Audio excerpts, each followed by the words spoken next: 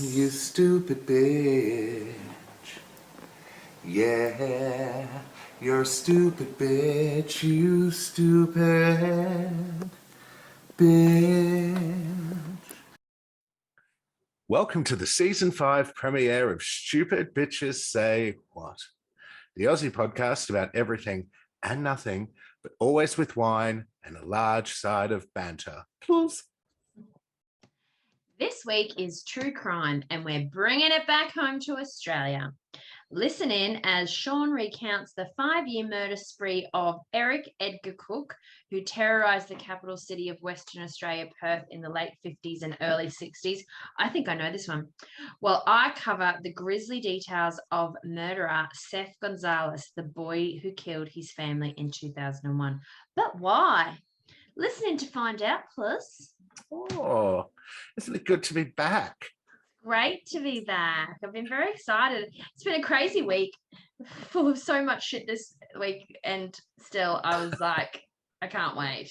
I know, it's actually funny. To give up 5 hours of my life every Friday from here on out. It's actually been the longest hiatus we've had between season breaks. Oh, is it really? I didn't know that. Okay, 2 full months. It months. has seemed a little while. 2 full months. Well, which has been nice, of course. And we had our overseas trip. All that jazz. And all that jazz. It's actually nice having a hobby, though. I was thinking about that today. Like, someone said to me, what are you doing this weekend? And instead of just saying, oh, I'm just, catching up with friends, getting pissed, going to the pub, getting pissed, playing the pokies whilst getting pissed, I can actually say a hobby that I have. I'm podcasting tonight. Well, it's funny that you say that, because as you know, I've started a new job, and I had to, it was one of my manager's birthdays today. So I took one of the other team leaders and said, come on, let's go get him a cake. So we went and got a bunch of cakes and stuff like that. And she said, small talking in the car on the way, what are you doing this weekend? And I said to her, well, you're going to piss yourself laughing when I tell you. So first of all, tonight I'm recording a double podcast because I do a podcast. I haven't told you this yet. Also on Saturday, I've got a sneak peek to a movie that I'm in. I'm not a star or anything. It's an independent film, and I just have a bit part. But it's like the little party for the cast and crew. And she was just like looking at me, going, I was like, don't worry, I'm not like some artsy fartsy want to be a superstar actress or anything. Liar. I was like, I just have a few hobbies. Yeah. And she was just pissing herself laughing, and she's like, do you know what? I'm not even that surprised, because you are such a mental case. Well, it's funny you said that, because we've got a new guy that started out in our office, and he was the one I was telling about the podcast. And I also said to him as well, oh, and then on Saturday, my partner, he's in a short film. It's just, a friend's hobby thing, they're doing. So we're doing a preview of that too. And he was just sort of looking at me like, what the fuck?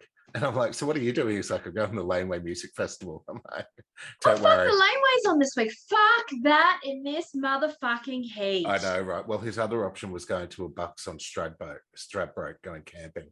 I'm like, fuck that in this heat. Yeah, fuck sleeping. Could you imagine waking up hungover? Oh, are they camping, or are they actually staying? They're probably staying camping. In Palm, aren't they? Oh, they're camping. Yeah. I know, you'd be boiling in your own sweat.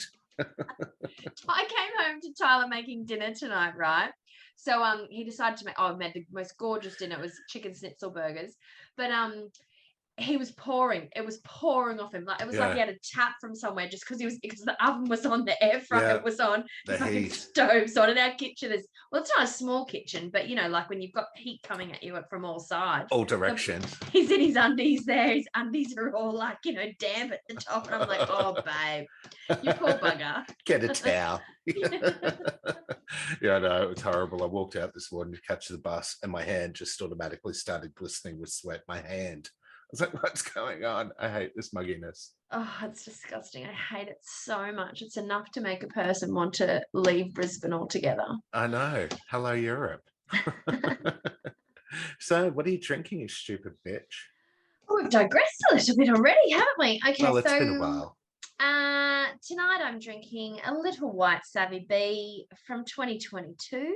Oh. So not yet into the 2023. Wine worm.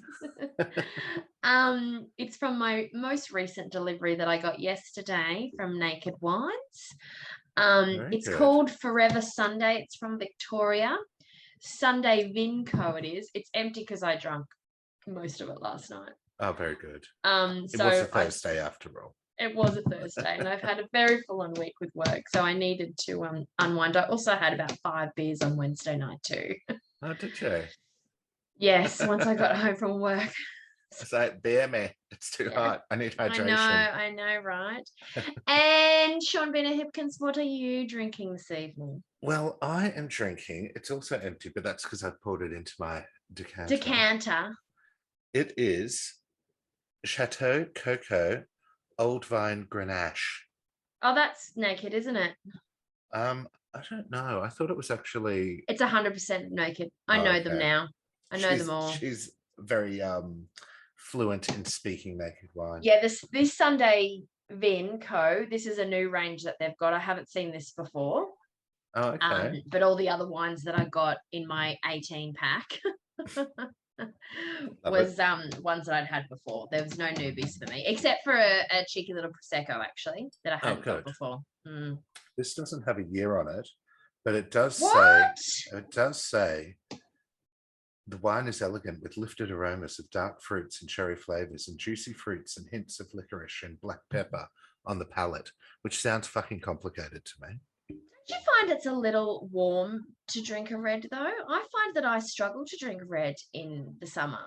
No, I don't. I never have that problem. But when I get to winter, I could just crave red in the winter. I love red in the winter. Wet is nice in the winter. Wet. Wet a wet one. A wet one. Just a wet wine for me, thank you. So, how has your last 2 months been? Look, where do I even begin? I was having a bit of a moment like you, where I thought, what am I going to talk about tonight? And I can't really think of anything super exciting. I mean, obviously Christmas, but I feel like that's so far away now. It is a while. Have you got any New Year's resolutions? Oh, okay. I was actually just thinking that's what I'll talk about. Well, I had a whole bunch of New Year's resolutions. How are they going? First one was to reduce the amount of alcohol that I drink. Yes. That didn't last. I think the third day of my new job, I came home and drank a bottle of wine. Love it. And not because I hate it, because I actually am loving the shit out of my new job. But it is a bit of a mind fuck. Like, there's so much new thing to learn and take on. It is, and it's like it's finance, which that's what my background is, but still, it's a whole different niche of finance that I haven't been involved in before. So, and it's very hectic. They brought me in to clean shit up, and boy, do I have a big job to do. Oh, good, that'll keep you busy, and as long as you're enjoying it. Yeah. So my other New Year's resolution was about reducing my sugar intake, because I drink so much sugar. I don't drink sugar in my coffee. I drink mochas. And I read somewhere that if you drink your coffee with almond milk, you drastically reduce the calorie intake as well from the milk. So I've fully converted to almond milk, which was not even difficult at all. And it sits a little bit better in your guts. Yeah, I wouldn't mind giving it a go, but there's, I think, no way in hell that I'd be able to convince my husband to partake in almond milk. Well, I'd say probably most mornings, like 95% of the time, I get a coffee on my way to work. Like, I've got a cafe that's literally just here, so I just swing in. It's never really that busy at the time that I'm there. So, but if I was making my coffee at home, I don't know that I'd do almond milk in it. Right. It's just when I go to the cafes and stuff, but I do that most mornings. So the adjustment to almond milk has been good. However, I'm not reducing my sugar intake with the mochas. You're still muckering it up.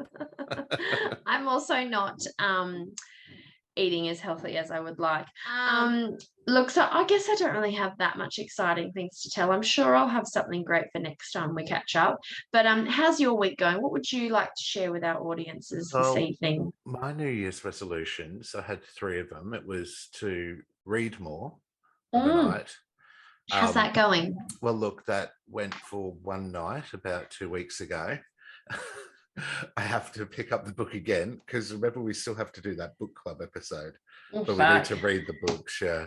My second one is to hopefully finish my diploma that I got my bursary for last year. Oh, right. Yeah. So how much progress have you made on that? Again, not as much as I would like to have thought. I am reading the first module. I didn't realize, like, I've never. First module. When's it all due by? Not till October 2024. Oh, okay. But how many modules do you have to do by I think then? it's 12. Oh, okay. Sure. Yeah. So there's just a lot of reading. And for someone with my short attention span, it's like you start reading and reading and reading. There's like hundreds of pages of shit. Twins. I'm like, can you just pop quiz me or something, or show me and I'll learn? Yeah. Can you just like let me have a guess and see how far off I am and whether or not I even need to read this shit, okay? Because I know what I'm talking about. Just common sense anyway. And then the third one is I want to learn German. Oh, Sprechen die Deutsch? that's ambitious. Well, I'm doing it through Duolingo, and I've at 42 days streak at this stage, every day doing my little 5-minute lesson. Oh, wow. Well, at least you've managed to keep that one going, though. That's pretty impressive. But that's also down to my OCD about not being able to let that streak go back to 0. You love a good streak, aka the old Pokemon Go. Yes, exactly. So I've been learning that, and I can say my husband is tall, mein Mann ist groß. And I can also order I love that. wine, beer, and coffee. So I'm going to say ein Wein, ein Bier und ein Kaffee. Bitte. I can say Guten Morgen, Frau. Yeah. I forget the teachers' names. And well, you could be Frau.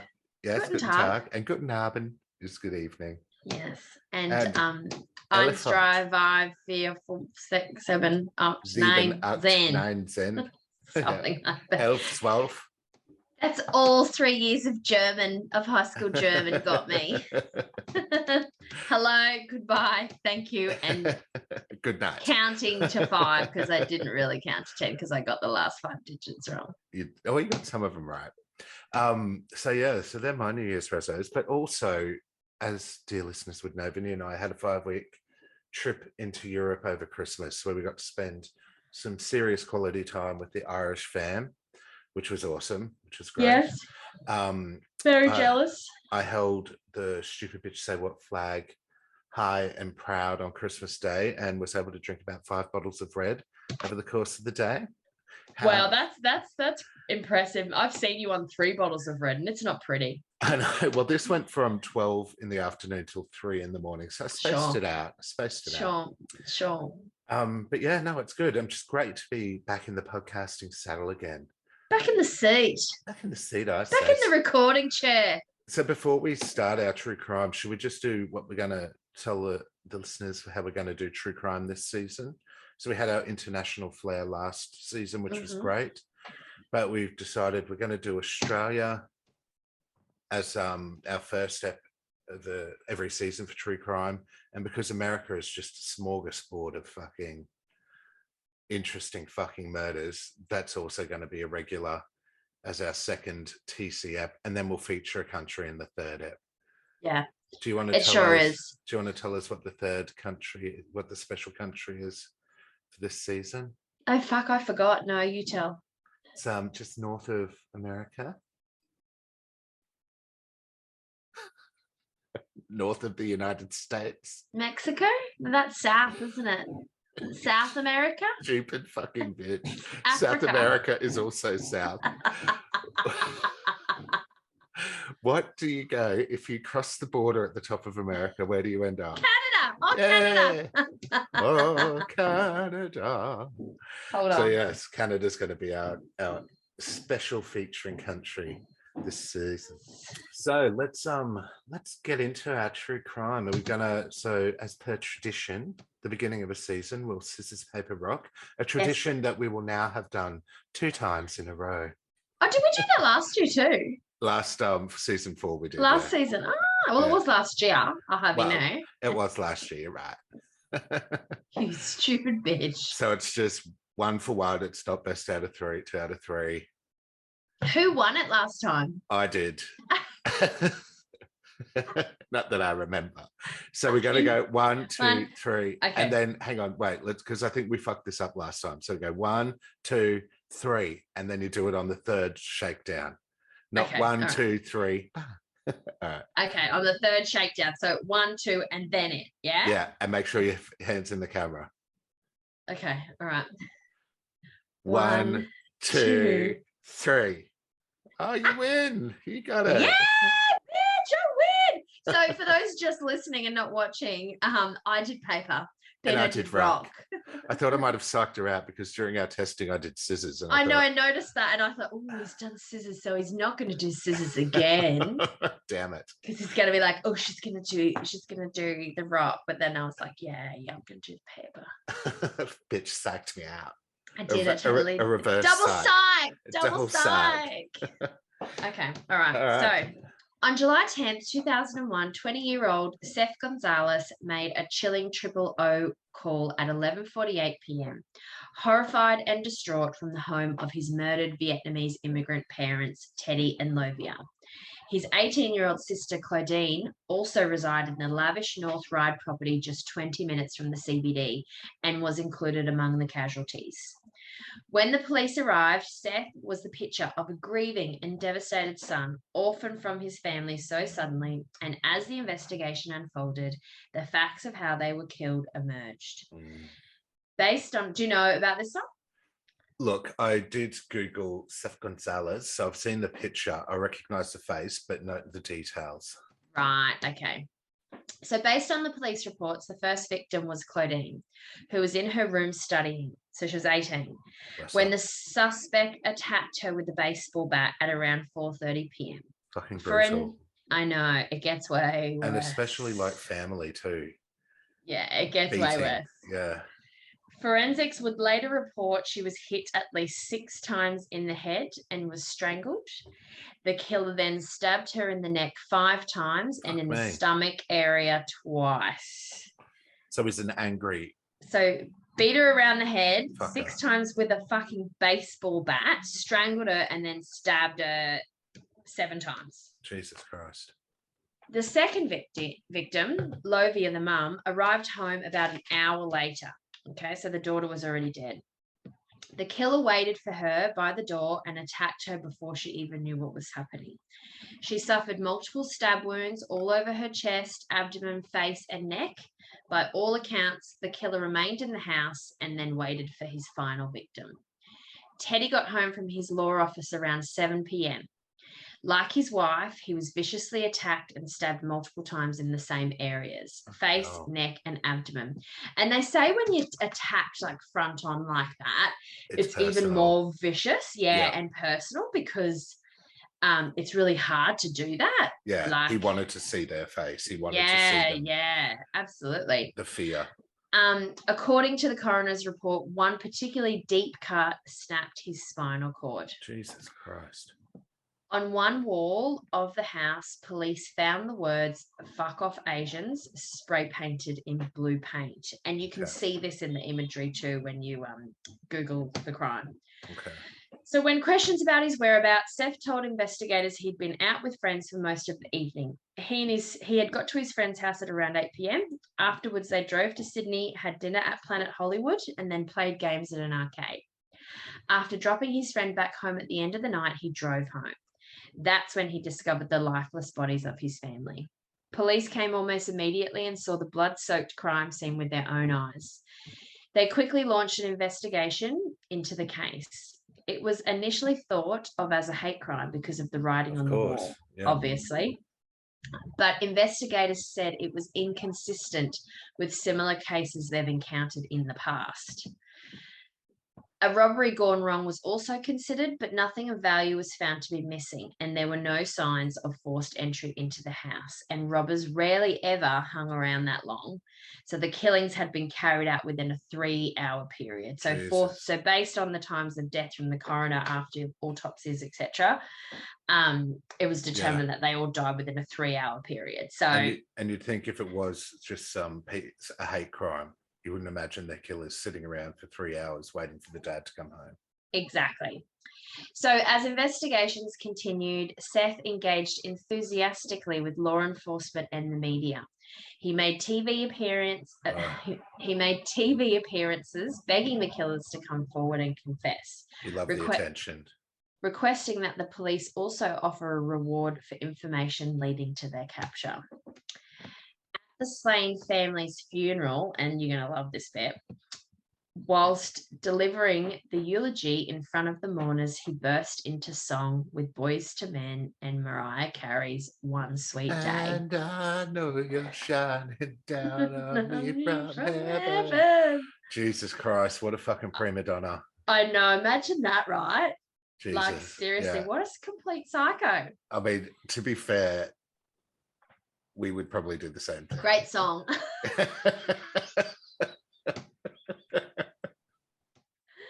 But not also, murder our family, yeah, but burst out into song at eulogies. Yeah, 100%. So shortly after, things began to take a turn for the grieving son and brother. Police discovered that Seth had asked the family accountant about the size of his inheritance just days after the murder. Oh, God. He had also reportedly been planning to make a deposit for a brand new luxury car, and he eventually moved to a new apartment in the major business district of Chatswood, so an expensive part of Sydney. So he already had plans. Yes, absolutely. And, you know, if you were grieving that heavily after the loss of your mum, your dad and your sister, your little sister too, younger sister, I mean, like, you know, you don't really move on that quick, right? Yeah, exactly. Yeah. I mean, I understand you wanting to get out of the house, but yeah. Of course. Stay with a friend if it was a hate crime. Or family members. Yeah. So all that, plus the fact that there was no other evidence of anybody else being inside the Gonzales house, led police to believe that the killer was in front of them all along. Seth vehemently denied murdering his family. He initially stuck to his alibi of being with his friend the evening of the killings, but the timings didn't explain what he was doing between the time he left his father's office, where he worked as a paralegal, at 4 p.m, until he met up with his friend at 8 p.m. So his friend obviously confirmed the alibi that he'd met up with him, but that was 8 o'clock. Yes, but so the dad got home at 7, remember? So the dad walked in the door at 7 p.m. And the sister was killed at 4:30. Yeah. In the beginning, Seth said his friend texted him to say he was going to be late. So he, Seth, had stopped briefly at his home but stayed in his car and didn't go inside.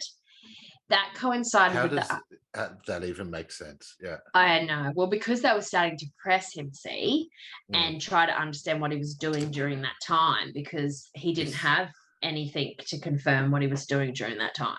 He's trying to think on his feet very poorly. Exactly. So it also coincided with the unexpected visit of his aunt Emily, who had popped into the house and knocked at the front door but left soon after. According to reports, Seth changed his story when witnesses came forward saying they had seen Seth's car parked in their home's garage. So his car was also spotted on the premises. So he had to come up with something that explained that. Yeah. Seth then said he had actually left his car at home and had taken a taxi to go to a brothel in Chatswood. Afterwards, he said he went back home, picked up his car, and then drove to his friend's house. At that point, police were finding it hard to believe his story. On June 13th, 2002, they arrested Seth and charged him with 3 counts of murder and 1 count of threatening product contamination. Apparently, investigators later found out that Seth's initial plan was to poison his family. They found evidence of Seth researching poison plants in his internet search history and a container in his bedroom that had previously held a possible plant poison. Throughout the trial, Seth maintained his innocence and argued through his lawyer that the evidence against him was circumstantial, but investigators presented an airtight case against the young man. Fingerprints that matched a series of product poisoning letters sent anonymously to the federal police, his internet search history showing his research into poison plants, and perhaps the most damning evidence of all, they established a clear motive for the murders. Seth was a lousy student and would likely never become the doctor or lawyer his parents wanted to be. Yeah. So he came from immigrant parents. They came in the 90s, the early 90s, from Vietnam. And then, you know, his dad came, built his fortune up, ended up with his own law firm, but that happened over time. So the his sister, I'm assuming, was pretty successful and doing quite well, and so there was a lot of bitterness and hatred, and I think that's why she copped the brunt of it. Like she was, you know, beaten and stabbed a lot more viciously. Although the parents were very viciously stabbed, she seemed to get the worst of it. His parents were threatening to take away his car and other privileges. So Seth basically killed his family because he wanted the inheritance all to himself. Little fucker. 2 years later, on May 2004, Gonzales was found guilty and sentenced to 3 life sentences without the possibility of parole. His legal team filed an appeal in 2007, but that was dismissed. In 2018 and 2019, he also filed an application for a special inquiry into the convictions, but those 2 were dismissed. He is now serving his terms as a maximum security inmate at Goulburn Correction Centre in Goulburn, New South Wales. In 2021, Seth made a 3rd attempt for the court to look into his case, but that was again denied. According to a report, the court found that there was no special facts or circumstances that would justify the taking of further action. In an interview with a crime reporter, later on, Seth said that he had convincing evidence that would prove that he was wrongly convicted. A legal team had been working on his case for over a decade and had been going through the evidence presented at his trial. Seth said that he had 2 major pieces of evidence that would exonerate him. The first is the spray paint used on the wall at the crime scene. Police said it matched a specimen discovered on Seth's jumper sleeve, but Seth's legal team is claiming the paint was planted and that there were no forensic match between the 2 paints. The paint on the jumper sleeve may not have necessarily matched the paint on the crime scene. Right. Is what they've been heard, that what they're quoting, basically Seth's legal as team. their defense, yeah. But like, he wouldn't have the money to really fund that defense anymore, because you know how you don't get money anymore. So I wonder if he's just full of shit. Well, I don't know. He told someone this. Yeah, I don't know. 'Cause I thought, like, if he had the money, he'd still be able to hire a lawyer while it was from the inheritance. It all gets taken from you. Once you're convicted, once you're in jail, it's gone. Like, I think it can pass on to other other members of your family and stuff like that, which, you know, maybe you had cousins or aunts or uncles or stuff like that, but you certainly can't access it. Yeah. You can't, like, you know, get an allowance and stuff. Yeah.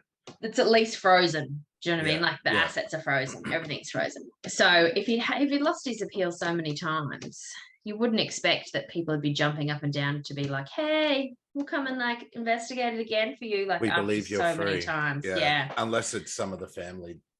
Can't believe that he's done it. Yeah. And so, the second point that he has is the time of death. Seth and his lawyers assert that the police got it wrong and that Seth's father may have been killed as late as 10 p.m.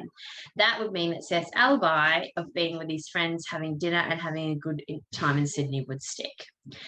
If Gonzales is able to prove that he was wrongly convicted, it would be one of the most sensational miscarriages of justice in recent history, is what the crime reporter is on record as saying.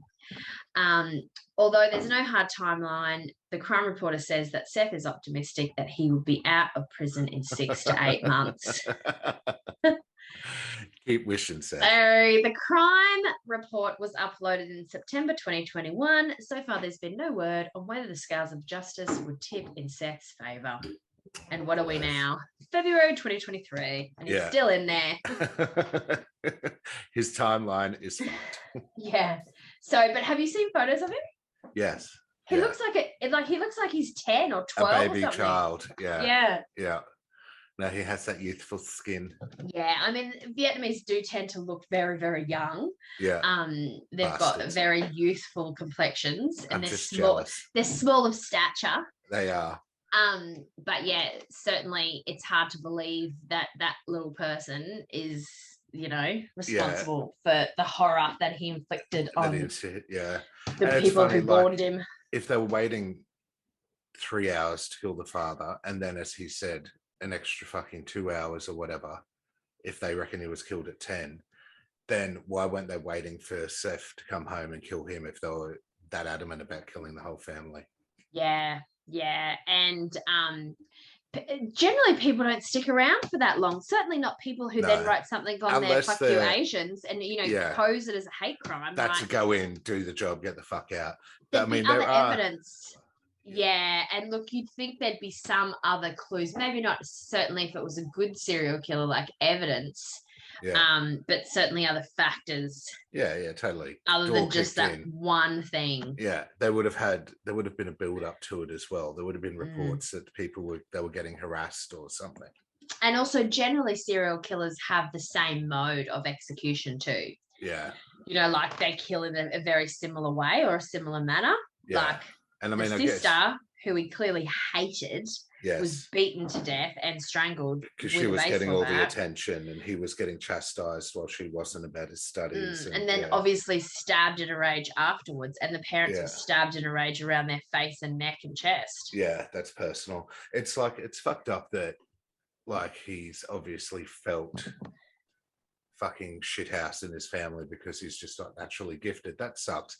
But the motherfucker's a psycho all the same. You. I know, but like, it's sad that I'm guessing the parents and that were going through it, but fucking psycho. You could swing a cat, mate. There's fucking, you'd hit 1,000 people who have a story that is similar to that. Not saying it's any excuse, of course. Oh, what a little fucker, hey? Sef Gonzales. All right, do you want me to get into my little case? Yes, please. Eric Edgar Cooke. So, nicknamed the Night Caller and later the Nedlands Monster, Eric Edgar Cooke was an Australian serial killer who terrorised the city of Perth, Western Australia, from September 1958 to August 1963. So, a full 5 years. Cooke committed at least 22 violent crimes, 8 of which resulted in deaths. But before we get to that, who was this little bitch? So, described as a short, slight man with dark, wavy hair and a twisted mouth, Eric Edgar Cooke was born in February 1931 in Perth. They're always fugly, aren't they? Oh yeah, this They're one is always fugly. Funny-looking little fuckers. I mean, so, there's like there's the Ted Bundys of the world. Yes, but they're few and far between. 99% of the time, they've fucking got some real, facial issues on them. Well, a lot of the time too, they've been fucking knocked in the head as a child as well. A face not even a mother could love. And it puts in the bayonet and sails down the river.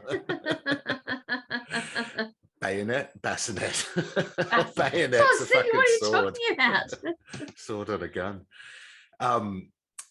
So born in 1931 in Perth, he was the eldest of 3 children and was also unfortunately born into an abusive family. Can I just say Perth is fucked up for murderers? Yes, there are a few fucking... They have some really fucked up issues over there. It's an outback town for a capital city back in those days, especially. It's a small capital city, and then there's fucking just outback on the borders of it. Yeah. So he was born into an abusive family. His beautiful beaches, though, beautiful beaches, and quackers. And quackers, they got all the quacker. Mm-hmm. His parents were wed based on the fact that his mum was pregnant with him. Wow. His alcoholic father would... Dirty little slut. I know. But the alcoholic father would beat the boy often, especially when Eric would be defending his mother from a beating. To avoid the violent bashings from his father, he would hide under the house or would spend the night roaming the streets in the neighborhood. Oh, that's a recipe for disaster, isn't it? His mother would also do the same. Oh. So... we'll get through the case, but like that's what his sort of thing was. He'd Defense just start was. And also he'd just start wandering the streets when he'd kill people. So it sort of started, I think that's when those behaviors started. Cooke had a slight facial deformity as a result of a couple of not very successful operations on his cleft lip and palate when he was still a small child and baby. Wow. Because of this, he spoke in a mumble and became an easy target for school bullies. He also spent some of his time growing up in orphanages or foster homes. and this mistreatment led to Cooke feeling ashamed, shy, and emotionally unstable. Leaving school at 14, he began working to help support his family. Due to his accident proneness at work, he was hospitalized for a number of head injuries, the start of something there, which resulted in reoccurring headaches and blackouts. As he got older, he started getting involved in petty crimes, which also included vandalism and arson. He was a bit of a vindictive bitch, though, especially at that age. He served time in jail for burning down a church after he didn't make their choir, which is sort of semi-understandable, I guess. Was anyone injured? I don't know, actually. I don't think so. I think he may have done it after hours. And so did they know it was him, or did it come out after, like much later? They knew it was him at that stage. He served time in jail for it. How long did he serve for? Oh, God, I don't know. 6 months. It reminds carefully me researched topics, people. Carefully researched. Well, look, topics. I've got all the other facts, just not that little bit.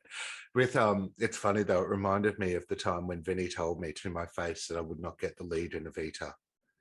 I wouldn't get Eva Peron as my character. I was like, wow, I'm about to burn your fucking church down, bitch. Were you trying out? Were you?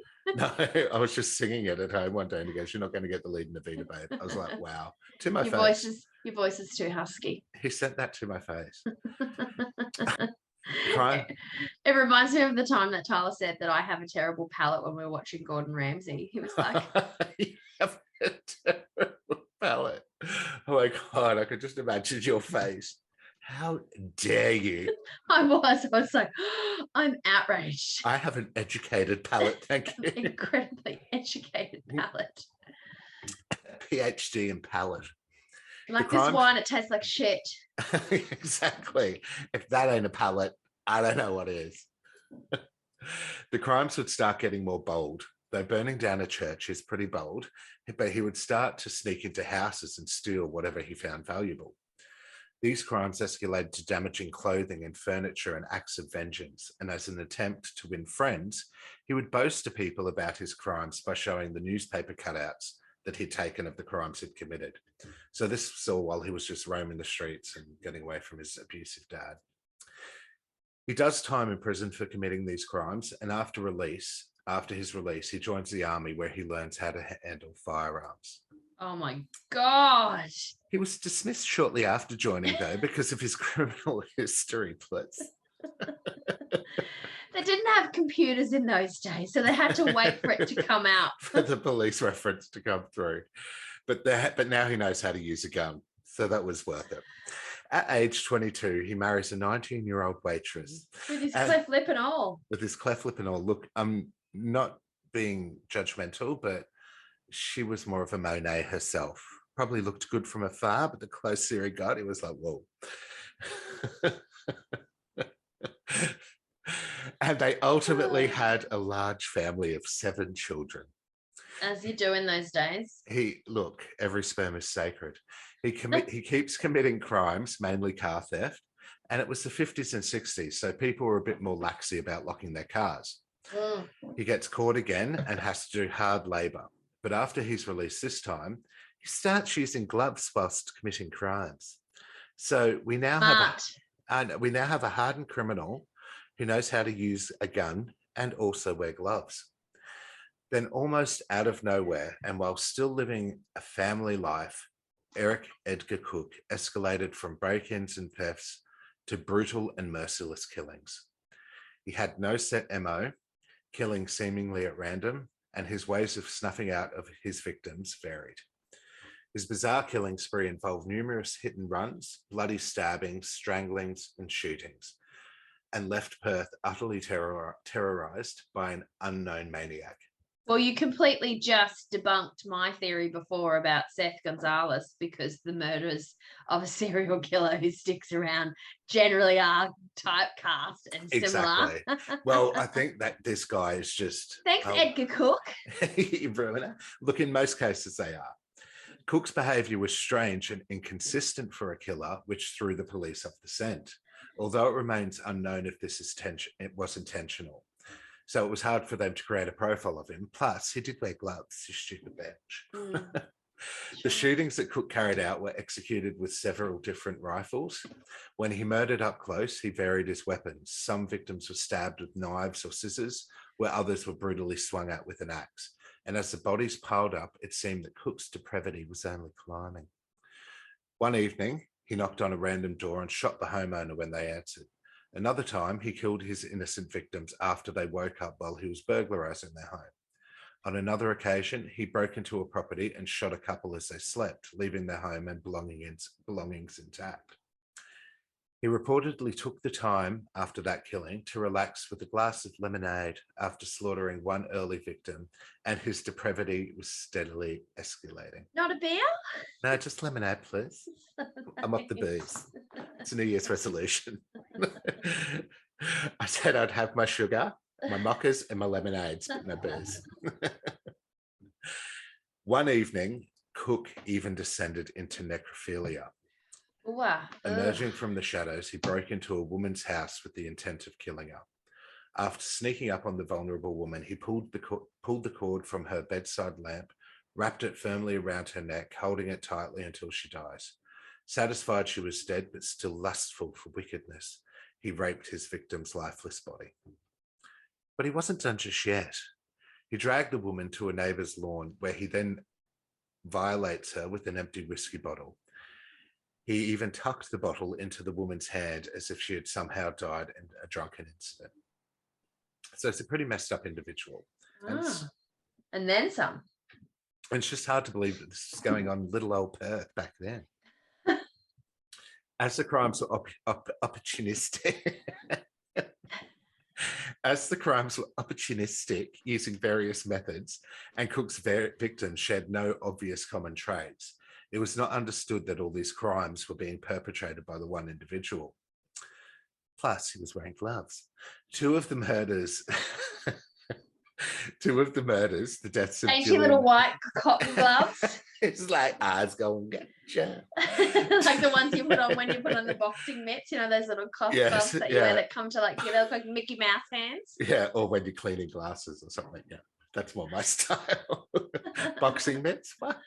Two of the murders, the death of Gillian Brewer and Rosemary Anderson, were actually attributed to other men who ended up being wrongfully convicted for those crimes.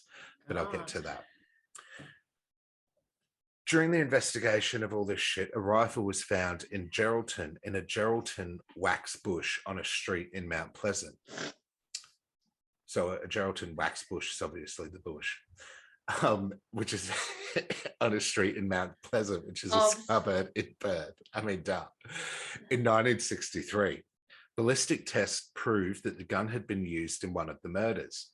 Police returned to the location, and this is where they get a little smart considering it's the 60s, and they tied a similar rifle that wasn't able to be operated to a bush with fishing line and constructed a hideout in which they waited in case someone returned for it. Cooke was noted loitering in a car in the area several times and was apprehended when he tried to collect the weapon just after midnight. So he's going to get it, but he can't get it because it's tied with the fishing line.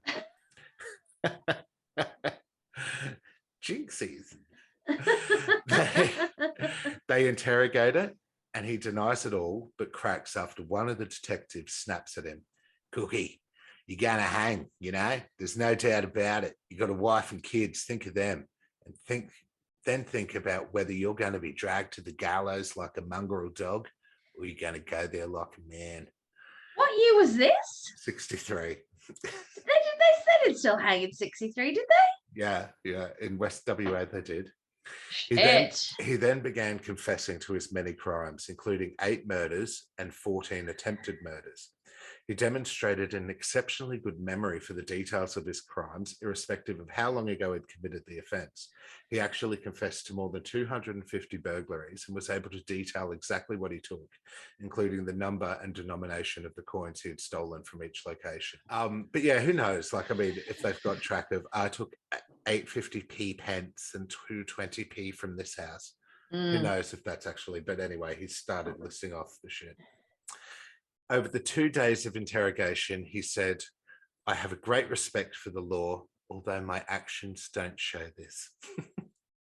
So as I mentioned, 2 other men get wrongfully convicted of his murders. Daryl Beamish, a deaf mute, was convicted in 1961 in December of murdering Gillian McPherson Brewer, a Melbourne heiress who was struck with a hatchet and stabbed with scissors in 1959. Beamish was initially sentenced to death, but the sentence was commuted to imprisonment, and a later investigation supported by Post newspapers at the time, the owner of the Post newspapers, led to his conviction being overturned. Beamish's initial appeal was dismissed because the court did not believe Cooke's evidence. So even though Cooke's confessed to it at the time, his appeal was dismissed because they didn't believe that Cooke had done it. The prosecution claimed, it's stupid. The prosecution claimed that Cooke's confessions were an attempt to prolong his own trial, and the then Chief Justice of Western Australia called Cooke a villainous, unscrupulous liar. So despite his confession in 1963, Beamish served 15 years in prison, so another 11 years after the confession. Right. The other guy... Oh my God. The other guy, John Button, was wrongfully convicted for the death of his girlfriend, Rosemary Anderson, who died in Royal Perth Hospital in the early morning of 10 February 1963. Anderson had spent the previous day with Button. So the girl who died spent the previous day with her boyfriend in celebration of his 19th birthday.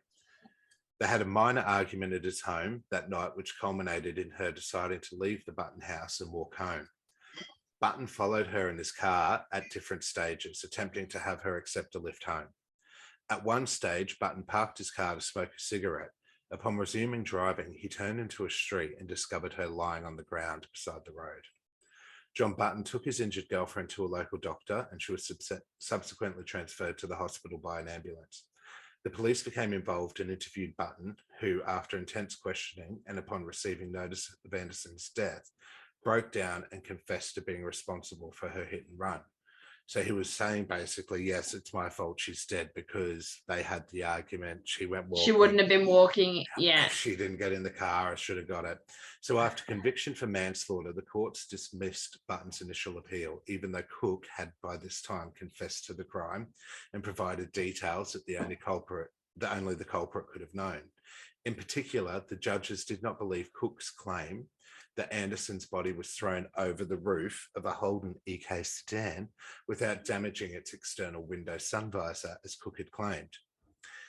So over subsequent decades, Button and his supporters continued to press for a retrial. A campaign that included a simulated reenactment of Anderson's death was conducted by crash test experts, with both a Holden, an Aussie car brand, please, matching one believed to have been used by Cooke on the night in question, and 3 sedans like the car that Button owned, which were driven towards the crash test dummy. The dummy was thrown over the roof of the Holden, as Cooke had claimed, and the damage sustained matched the records of a panel beating business that had repaired the vehicle driven by Cooke.